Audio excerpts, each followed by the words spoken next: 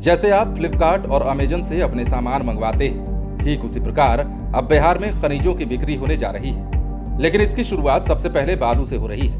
मतलब ये कि अब फ्लिपकार्ट और अमेजन की तर्ज पर ही घर बैठे आप बालू मंगवा सकते हैं। अब ये काम कैसे हो रहा है और घर बैठे कैसे आपको ये सुविधा दी जा रही है, चलिए हम आपको विस्तार से बताते हैं और जानते हैं कि आने वाले दिनों में बिहार सरकार का इसे लेकर क्या प्लान है। दरअसल नीतीश सरकार जल्द ही बिहार में ऑनलाइन बालू से लेकर पत्थर समेत अन्य सभी खनिजों की बिक्री ऑनलाइन करने वाली है।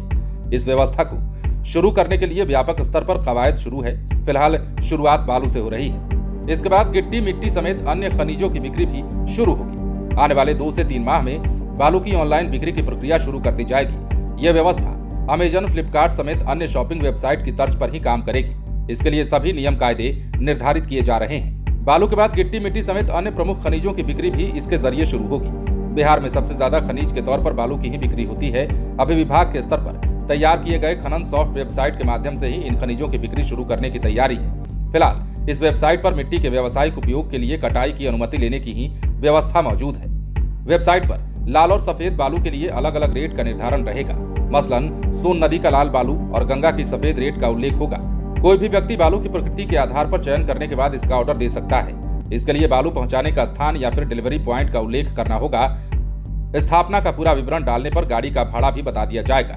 अलग अलग स्थानों के लिए भाड़े की अलग अलग दरें होंगी। हालांकि भाड़े का निर्धारण सरकारी दर पर ही होगा। इसके बाद ऑनलाइन पेमेंट करने के बाद बालू का ऑर्डर बुक कर दिया जाएगा। बुक करने वाले के मोबाइल पर इससे संबंधित संदेश चला जाएगा, जिससे बालू पहुंचाने वाले वाहन की संख्या, संबंधित ड्राइवर का नंबर समेत पूरा विवरण आपको मिल जाएगा।